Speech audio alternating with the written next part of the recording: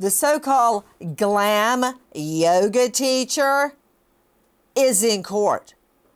The trial of Kaitlin Armstrong starting now, and I mean right now.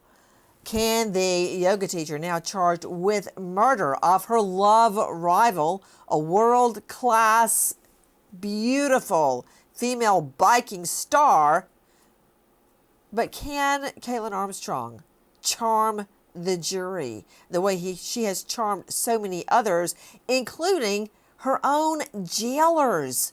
She tricked them into taking her to a fake medical appointment where she then escaped. And it ain't the first time.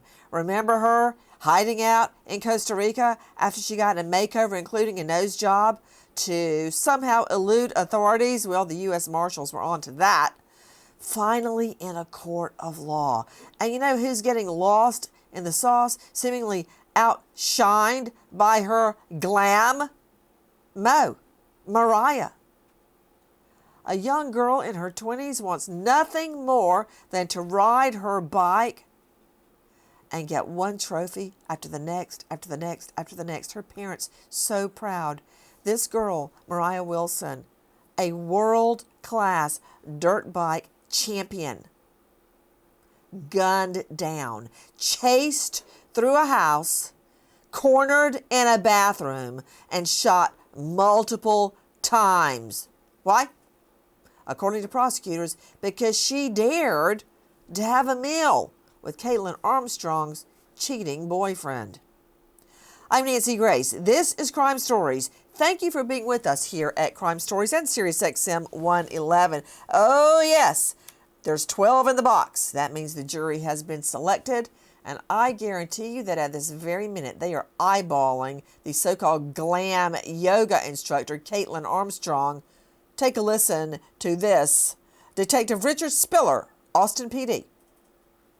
On May 11, 2022, at approximately 9:56 p.m., Austin police officers responded to a check welfare urgent call at 1708 Maple Avenue in Austin. Upon their arrival, they found the resident of 1708 Maple Avenue performing CPR on a female. That female was Anna Wilson. Despite the life-saving efforts, Anna Wilson was pronounced deceased at 10:10 p.m. The preliminary investigation revealed that Anna Wilson, a cyclist, was visiting Austin and staying with her friend on her way to the Dallas area for a race. Just simply minding her own business. With me, joining us live from the courthouse, Tony Plahetsky, investigative reporter with the Austin American-Statesman and KVUE. Tony, it's great to be talking to you. Tell me the scuttlebutt in the courthouse.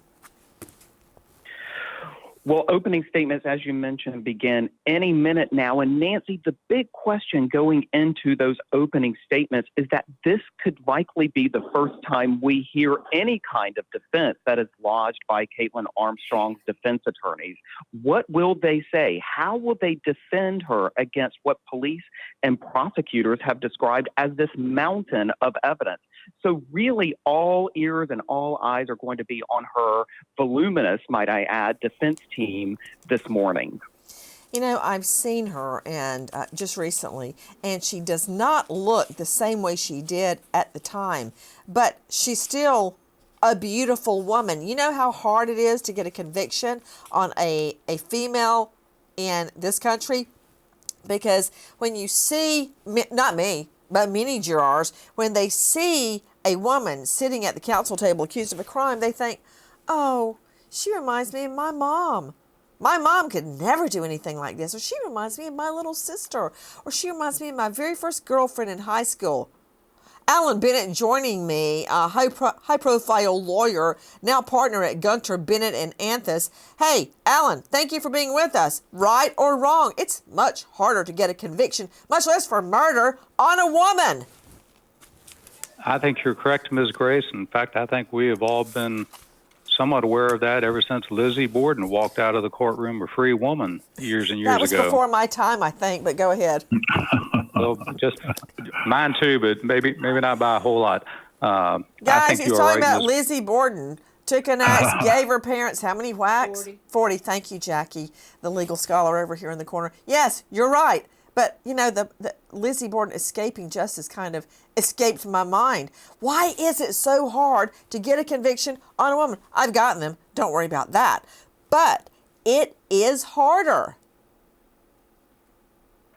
I think you're right, Ms. Grace. And again, I'm not sure that I quite myself understand the psychological or implications of all that or what the mindset is of jurors. But you are right. I think women, and I hate to sound sexist, but I think women and other members of society enjoy a certain presumption of innocence, maybe in our minds above and beyond the standard presumption of innocence that we all enjoy. Well, you're right. Nancy, and if I could weigh in on that. Bethany, could I stop you? But just so you know, Alan Bennett, when somebody says, no offense, that means they're about to offend. And when you say not to be sexist, that means you are about to be sexist. But I'm sitting here agreeing with you in the sense that it's harder to get a conviction on a woman. You got this one right here. Kaitlin Armstrong, the so-called Glam yoga instructor, also called the killer yoga instructor. She's pretty. And she can be very, very charming and come across very meek and mild. Okay, Dr. Bethany joining me, Dr. Bethany Marshall, who is a renowned psychoanalyst joining us out of Beverly Hills. Dr. Bethany, thank you for making time between all of your clients that are complaining and whining about the prices there on Rodeo Drive. You know that spells rodeo, right? That said, Right. Go ahead, hit me. I think certain people are in a protected class in our society. Women, especially beautiful women, white women, are in a protected class. Old white men are in a protected class. We look at politics. They're older white men. I mean, we agree societally that some people are special and privileged and that we're not going to punish them for anything. And then there are other people that are punished endlessly. People in lower socioeconomic lives, they are punished endlessly for crimes. But people who are rich, people who are white. You think she's going to play the pretty ticket? We'll see. Can we get back to murder? Can we get back to someone chasing Moriah Mo Wilson, just 25 years old? That's not that much older than my twins. They're about to turn 16. Chasing her through the house, cornering her in a bathroom where there's no escape, and shooting her multiple times. That's what we're talking about. You know what? I've got a very old and endearing saying. We never curse around the children ever. But we do allow this one bit of wisdom. Screw her and the horse she rode in on. Chasing a 25-year-old girl through the house, trapping her in the bathroom, and shooting her multiple times because she had lunch with Kaitlin Armstrong's cheating boyfriend. Now, cheating in the sense that he went out to lunch with an old flame. Nobody said they had sex. Nobody said they slept together. Nothing like that. But he did lie to Kaitlin Armstrong about where he was, and she found out. She didn't take it out on him. She murdered Mo. Moriah Wilson. How proud do you think her parents were of her? Their baby girl was a world-class dirt bike competitor. She competed all around the world and she won. And now this. Okay, isn't it true? Joe Scott Morgan, with me, Joe Scott Morgan, professor of forensics, Jacksonville State University. And when I say professor of forensics, you ought to see their world-class criminal justice program they've got going on at Jacksonville State University. Author of Blood Beneath My Feet, star of a hit series, Body Bags. Joe Scott, hit me with the evidence. Hey, with all this, she's beautiful, she's going to escape justice, she had a nose job, she bleaches her hair. Don't care. I don't care how beautiful she is. I care about the bullet-ridden body of Mo. 25 years old. What facts support my theory? The fact that with Armstrong, they found the weapon that she actually owns. It's a Sig Sauer, Nancy, 9mm pistol. They actually found it in her home after she had retreated from this event initially. But here's going to be the biggest tell here. They did recover, we know at least, and this will probably be revealed at trial, but we know that they recovered casings, the spent casings out of the semi-automatic weapon. Hey. Emphasis on plural. Casings. Yeah, casings. She shot multiple times. And this thing about it, you kind of led into this just a few moments ago, Nancy. This poor young lady was actually cornered 25. in a bathroom. How old is your son? How old is your son? He is 22. Think about it. Getting chased through a house and your son cowering in a bathroom. You know, the last place you try to lock the door, but that doesn't protect you. She gets in with a gun. Can you even imagine? Go ahead. She's trapped in this environment. There's nowhere to go. I mean, all you got to do is look at your own bathroom at home. If you do have a window, it's probably not big enough to get out of.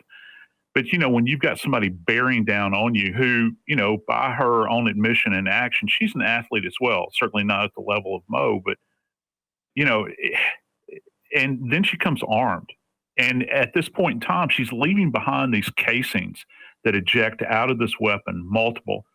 And they'll be able to do kind of a generalized match through ballistics on the casings themselves. They leave little marks. The housing of this weapon leaves little marks on the side. You mean the extraction mark when you shoot a gun, the casing jumps out of the gun, but it leaves a mark on it. And that's how they got the perp, the alleged perp in Delphi.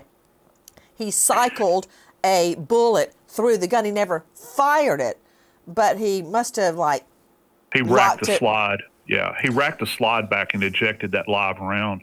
And but that one ejection mark on the casing matches up to his gun in his home. Now, that's the Delphi case, and what a lot of people don't know, ballistics are like a fingerprint, Joe Scott Morgan, as you well know.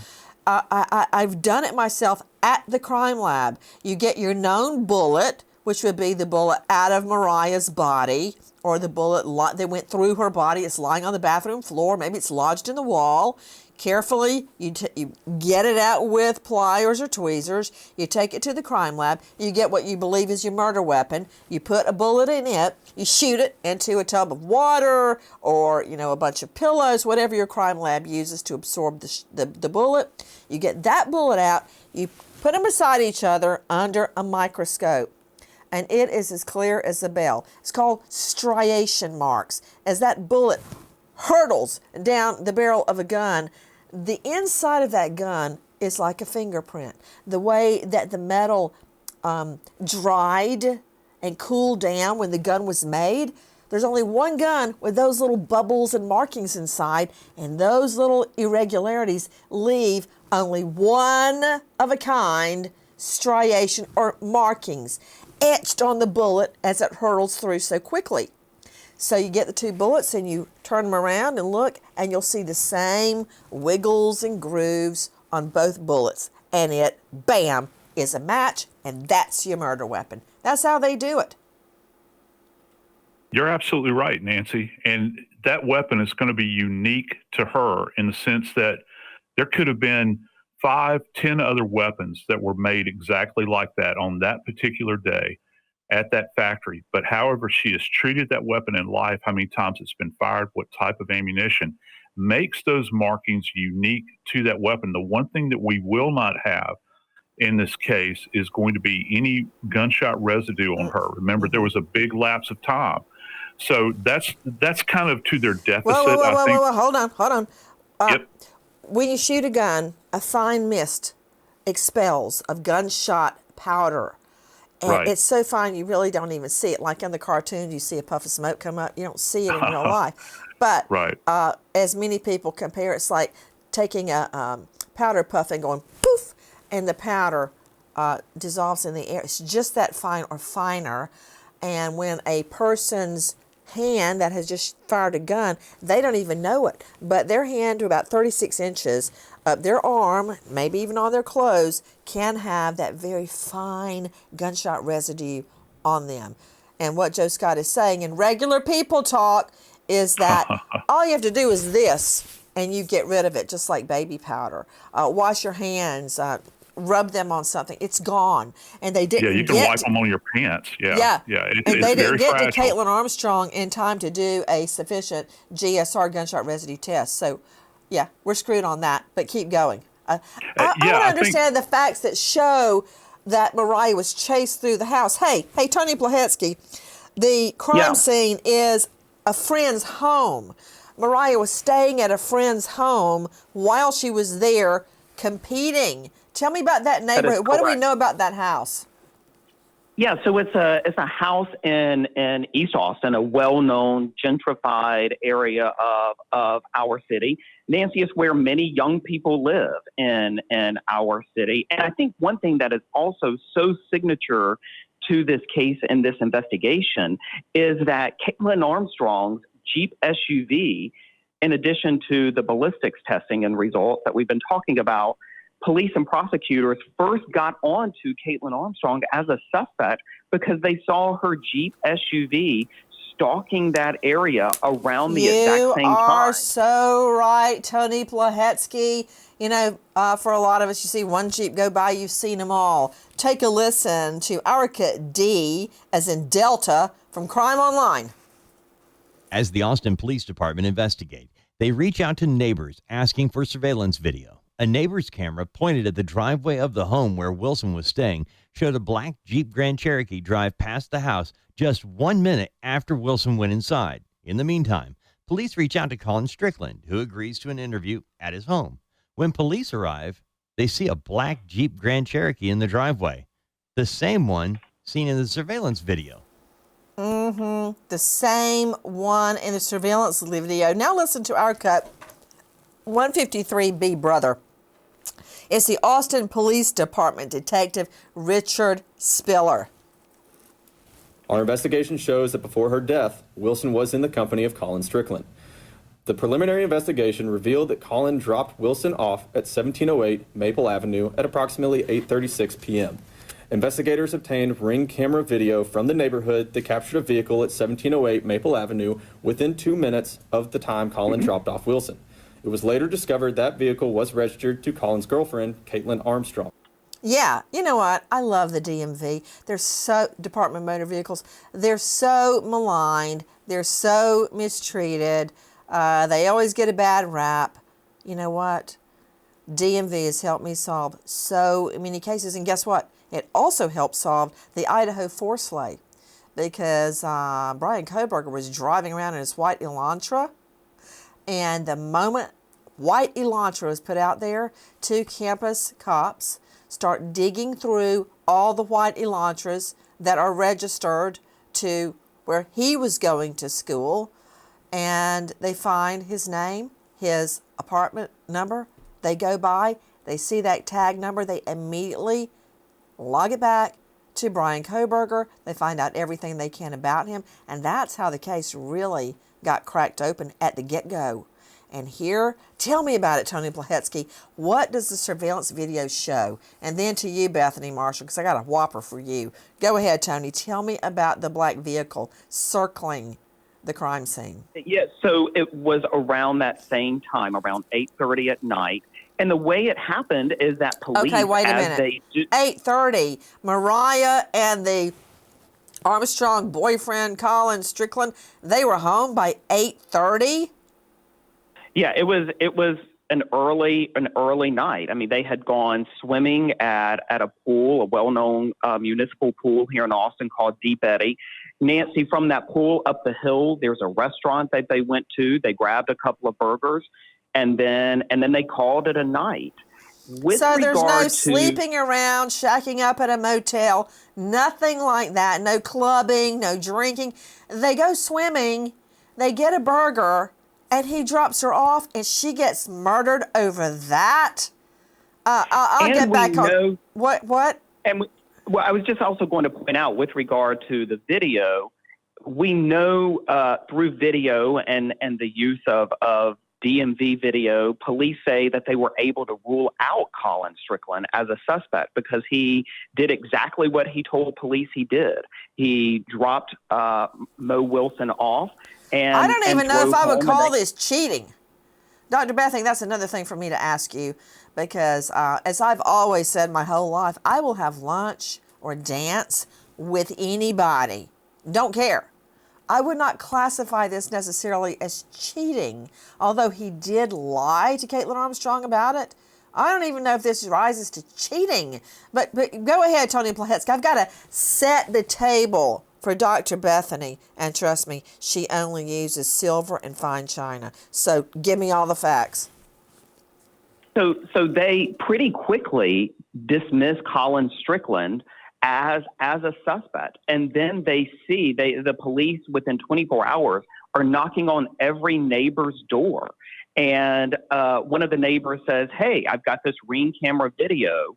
They are able to distinguish some unique characteristics of this Jeep SUV, including, by the way, a bicycle rack on the back.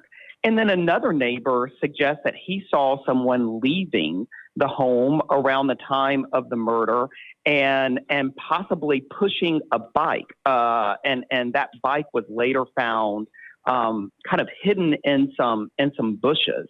So the police formed this theory that whoever killed Moriah Wilson then meant to do something with the bike, either in an act of vengeance or to possibly even make it look like some sort of burglary. Wow, that's a lot of information, Tony Plahetsky. Guys, Tony Plahetsky joining me at the courthouse right now, investigative reporter, Austin American-Statesman, also with KVUE, and dare I suggest, a longtime friend and colleague. Okay, Dr. Bethany, and Irv Brandt, renowned U.S. Marshal, traveled all over the world catching criminals. Irv, I'm getting to you. You know where I'm going. Dr. Bethany, really? Moriah is dead over this? Well, one of the criteria for borderline sociopathic personality, which Armstrong definitely has, is rage in response to perceived slights and injuries. That's in the DSM.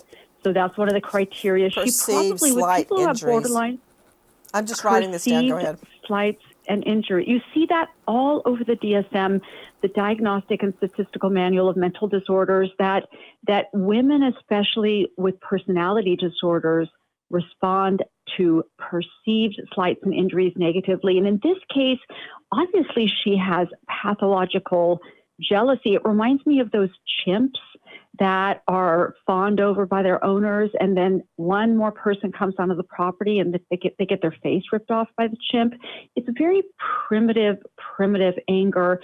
And I think that people who have borderline personality, they bring everyone down around them. We don't really know that her boyfriend was a cheater, but now in the press, everyone's calling him a cheater. So this is what they do. It's like a cancer that spreads outwards. I'm thinking about her running through the house after Wilson, running away from the security guards, jumping over a fence. This woman puts enormous energy into herself, into getting away, into committing crimes. She's very, very active. And I also see this with my patients who are borderline. All they think about is revenge, jealousy. They create a mess everywhere they go. And the particular type of mess they create is like huge temper tantrums. They groom people. They groom their neighbors and their friends by being really sweet and loving. That's what I'm afraid she's going to do with the jury. So they will have... Good point. They'll think there's no way this woman could have done that. They may even think, hey, maybe Moriah was the aggressor. But that's not what the facts and evidence are going to show. Because it's unbelievable. Because there's hard evidence, forensic evidence, that Moriah did not fight back. She couldn't fight back. She was unarmed. I believe, and I'm not sure about this, that there may have been a silencer involved because none of the neighbors heard gunshots. But I want you to hear how innocent it was on Moriah's part anyway. Take a listen to our cut A. Anna Wilson is better known by her middle name, Moriah. In racing circles, it's Mo. Wilson is an up-and-coming gravel and mountain bike racer, and she's in Austin to tackle the Gravel Locos race in Hico. As luck would have it, Wilson has friends in the area, so instead of booking a hotel, she bunks down with her friend. The friend already had plans for the evening, but that's okay. Wilson has plans of her own. She tells her friend that she's meeting up with a guy she dated briefly for dinner and an evening of catching up. But when the friend gets home, Moriah is not there to open the door. Listen, our cut B. When Mo Wilson's friend returns home from her dinner plans, she finds Wilson unresponsive inside the home. There's blood everywhere, and her friend is in the bathroom, lodged between the toilet and the wall. 911 is called. Police arrive to find Wilson has been shot multiple times with a 9mm weapon, and it doesn't appear the shooting is random. I want to talk about that issue because it's very, very significant to me. Joseph Scott Morgan, a professor of forensics, Jacksonville State University. It's significant to me that Moriah Mo is lodged between the toilet and the wall, that little spot. You know, a lot of homes, they put the commode off so it doesn't take any extra room off by the wall. Now, this is what I was asking earlier, and I want to give you my hypothesis. Blood was, quote, everywhere. Blood everywhere. And Moriah was wedged down as far as she could get between the commode and the wall, which means because the blood is everywhere, she was shot. And then she kept trying to get away and finally wedged down between that commode and the wall to protect herself, and that's where she died. That's what I'm talking about, that she was chased, because all the blood isn't right there, a pool of blood where her body was. It was elsewhere, which tells me a chase was on. Yeah, you just follow the path that the blood leaves. And here's one other thing. I think a lot of folks out there believe that if you're shot, you're automatically going to go down. And of course, that's anatomically dependent. It depends on where you're injured, you know, the impact of that injury. And here's another layer of fear that kind of plays into what Mo's last moments were, Nancy, is that if we go with this idea that she was chased and she wound up, you know, wedged in this tiny little environment, she's trying to go to that last point of retreat where she can put distance between herself. She would have had an awareness, oh my God, I'm being shot. Adrenaline's pumping, she's pumping blood. And so when she gets in there, heightened fear, and this individual literally advances on her and executes her in this environment. It's not just one shot, two shot, and this is more of a Bethany comment, but the fact that she shot so many times, and we don't have the exact number at this point in time, but the fact that she shot so many times, this goes to either wanting to finish the job at that moment in time, or just like when we see a stabbing where you've got overkill, Nancy, you got a lot of hate, you got a lot of anger going forward to this. Hey, and I'm going to circle back, hey, to you, Alan Bennett, a high-profile lawyer, former prosecutor with Gunter, Bennett, and Anthus, joining us from this jurisdiction. Alan Bennett, I want to hear everything about this courthouse, everything you know about the judge that you can repeat on air, but I want to circle back to you about flight and about the multiple gunshots, because, man, I would hammer that with this jury. A lot of people think, Kaitlin Armstrong was mad. She was angry. So she pulled a gun and just shot. Hellno. Premeditation in that jurisdiction of Austin can be formed in the blink of an eye, the twinkling of a moment, the time it takes you to pull a gun and raise it and pull the trigger. The fact that Moriah Wilson, Mo, was shot multiple times is time enough, more than enough, to form premeditation, intent to act under the law, much less, if my theory is true, where Moriah was actually chased to the house. That's more time. You've got her circling the house with bringing a gun with her, showing intent.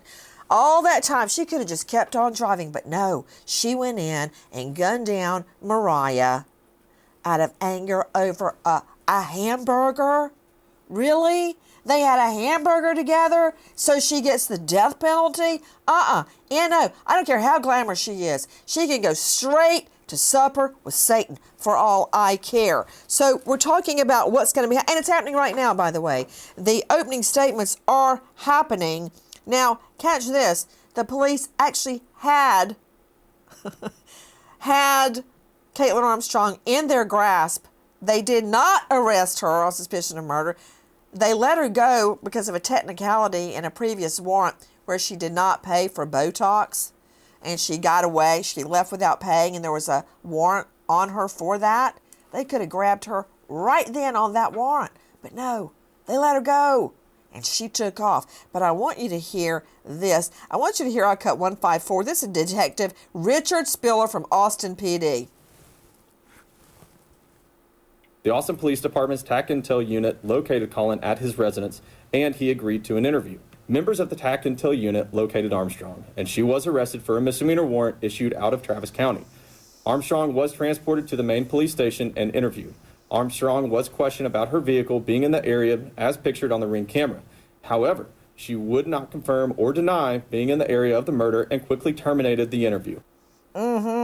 Nothing raises my suspicion more than someone that can't say, oh no, that's not my car. It doesn't have a world peace sticker on the back, or it doesn't have a little dent in the fender, or in my case, it doesn't have a Halloween skeleton strapped to the top.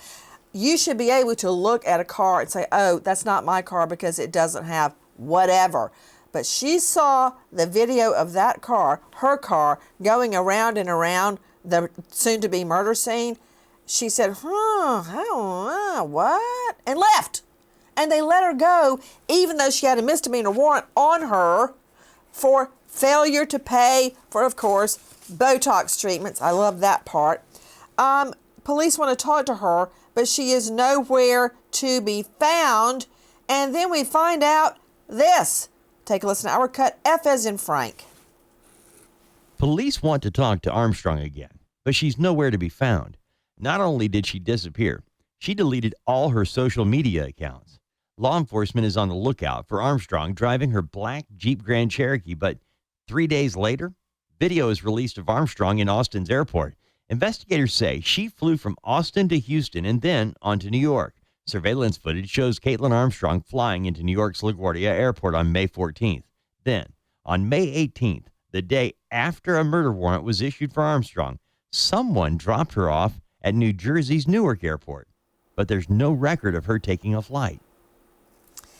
And just like that, she slips through the fingers of authorities and she is gone.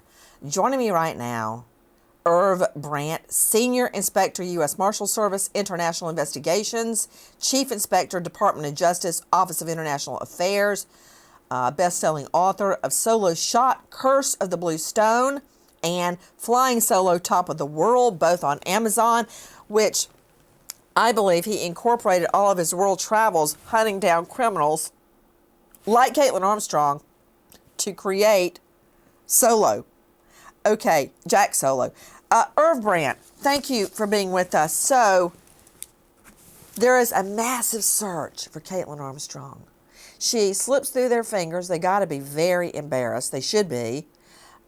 She's right there in the police HQ. And because there's a different, I think it was a DOB on the misdemeanor warrant, they're like, oh, maybe that's not her. Anyway, she escapes. Tell me about how they find her hiding out at a surf hostel in Costa Rica, trying to teach surf yoga with a nose job, changing her appearance. Oops. That's correct, Nancy. She left the United States on a fraudulent passport and made her way to that surf resort. You mean we think her sister's passport? Didn't we find out for sure it was the sister's passport? They look very similar. Correct. Go ahead. That's correct.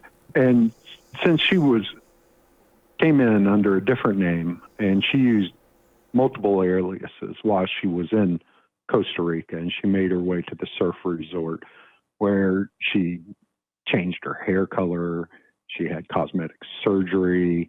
She was obviously hiding. She was telling people that she'd met. She'd made up different stories about her life. And when U.S. Marshal Service, along with the Costa Rican police, tracked her down, and took her into custody.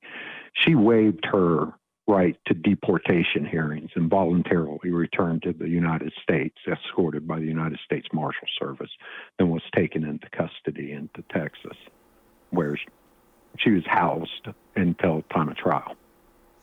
Can we talk about her making up stories about her life, traveling under a fake passport, getting as far away from the U.S. as she could, and a place where they speak English? And of course, Costa Rica is a very unique place. You've got the beach, like at Tamarindo. You have the mountains, like Monteverde. You have the volcanic area, which is a whole swath of land there at Arenal volcanoes. So she could blend in a very unique way. There are tourists, so she could blend in that way. She picked a great place to go. Still, there's plenty of people that speak English, and there are areas of Costa Rica that are extremely remote. For instance, I've hiked there before. If you go hiking in Costa Rica, say around Arenal or in the rainforest area, you can blend in and never be found, Irv Brandt. That's exactly right, Nancy, and that's the reason why she picked it. There's a very large expat community, and what I mean by that is Americans that reside in Costa Rica. And one of the allures of Costa Rica, if you ask them, they'll tell you, going off the grid. They just absolutely want to disappear. They don't want to be found. And I'm not talking about criminals. I'm just talking about everyday People in ordinary general. citizens. In general, that's correct. And so it's a perfect hiding place for someone who is being hunted by the law, especially. You know what else it is? Change your name and change your appearance. A surfing mecca. Surfers love Costa Rica. They have awesome waves. So she would blend in perfectly there in the surfing and yoga scene. She was hiding out in this hostel, and there in the hostel, when she was finally found, are receipts. There was indication that she had had a nose job to change her appearance. So let me go to Alan Bennett. Based on everything you're hearing from Irv Brandt, Alan Bennett, former prosecutor, now civil attorney. Many judges, well, the law is in many jurisdictions now, that the judge cannot instruct the jury at the end of the trial on flight as indicator of guilt. In other words, when I see a cop pull up behind me on the interstate, I may touch the brakes, but I don't floor it to 110 mph to try to get away. Why would I? Because I don't have anything to hide. Right now, anyway. But flight, when you do take off at 110 mph, why? A jury can assume, if argued correctly, that you take flight because you're guilty. Come on. She's traveling under a fake name with her sister's passport, gets a nose job, makes up a whole new life story, on and on and on to distance herself from the shooting. It's flight, and the state prosecutor can still argue that to the jury. Why would she have gone to Costa Rica and hide out in a hostel where she's sharing a room with 5 other people in a bunk bed if she didn't have to? That's to you, Bennett. Yes, ma'am, I agree. And Texas does honor that doctrine. It is what we refer to as evidence of guilt or evidence of consciousness of guilt. And you're absolutely right. Of course, you expect an innocent person to be jumping up and down, demanding their day in court so as to clear their good name. On the contrary, someone who attempts to escape, flees the jurisdiction, your intuition, your common sense would dictate that that is someone who does not want to go to court, who does not want to have their day, who does not want to have their trial to clear their good name. And in fact, here in Texas, that should be admissible before the jury to show that Ms. Armstrong's conduct is conduct from which a jury can infer guilt or certainly show her own consciousness of guilt. Same would also apply to her subsequent attempt to escape custody just a month or so ago. You know, I was just going to bring that up. Irv Brandt, Alan Bennett is right. I can't wait to hear what Dr. Bethany has to say about this.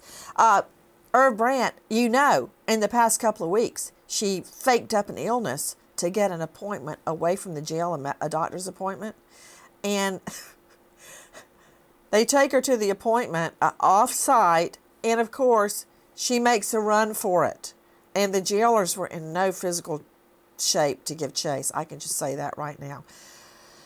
She manages, even in handcuffs, she didn't have on leg restraints, she manages to scale a wall, a big wall. Look, Jackie, what would you say, 5 feet tall at least? She scales a wall, even in handcuffs.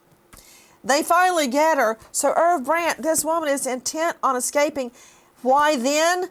Because it was time for her trial, and she thinks she's going to be found guilty. Nancy, you're correct, and I'm sorry about this. Is not a funny subject. I don't mean to make light of it. Mariah's parents aren't listening to you, or Brandt's snickering. Okay.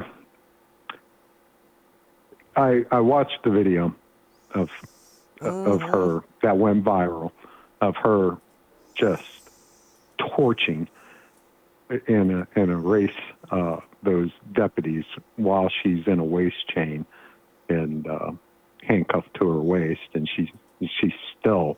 They need to go to desk duty right now.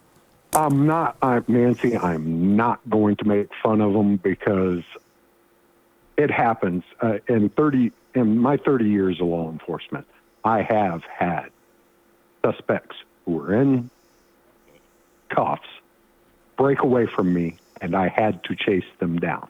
Hey, I don't know that I could catch her, but I'm not wearing a deputy outfit and a gun on my hip, sworn to protect the person. I'm telling you, she's fast. She's fast like a cheetah. But they got her. And so I'm not going to make fun of them because nobody asked you to. I'm asking you about what that means to you. Well, that shows a consciousness of guilt. And she wants to get away. She doesn't want to go to trial. But what happens now, the unintended consequences of this is she's designated as an escape risk. And that's just not for the right now. This is going to follow her forever. Can we talk about what it means in the here and now? It means this jury can hear about it. Evidence indicating guilt. Dr. Bethany Marshall, jump in. Throw Irv Brandt a life raft, for Pete's sake. It indicates something else. It indicates her ability to plan ahead. Remember, in jail, she exercised vigorously. She turned a pen into an object that she could use to loosen the handcuffs. Mm-hmm. This woman plots and plans in an oceanic kind of way. So when it comes to the killing of Wilson, it was not just in the spur of the moment. This woman, Armstrong, thought about it and thought about it and thought about it. There's a lot of careful planning that goes into this. Maybe if I saw her in my office, I would see her perseverating, obsessing, rageful, in a paranoid state. And, you know, this going to Costa Rica is also interesting because she had this $12,000 Jeep she sold. And $12,000 goes a long way in Costa Rica. It doesn't go a long way in the United States if you want to get a nose job and you want to live on the lam. And I think the other so fascinating thing to me, you know how criminals, men in jail, always become ministers, or they accept the Lord Jesus Christ into their heart. And I'm not making fun of that because I'm a Christian, but do not crank up. Don't tune up about Christ. Okay. Okay. But women do the equivalent version by becoming yoga instructors and mystics and spiritual leaders. They all feel in some grandiose way like they've come to see the light. And they believe it, Nancy. They believe they have a unique and special connection to God. And it's a way to deny all the filth. I do not know what that has to do with her taking off in arm restraints. But somehow you did it, Dr. Bethany. Somehow you cobble those two together. But I can tell you right now, that jury is hearing how many times 25-year-old Moriah Wilson was shot dead till she bled out on the bathroom floor. We'll bring you the latest. Goodbye, friend. Guys, thank you for watching Crime Online with Nancy Grace here on YouTube. To get the very latest, subscribe to Crime Online here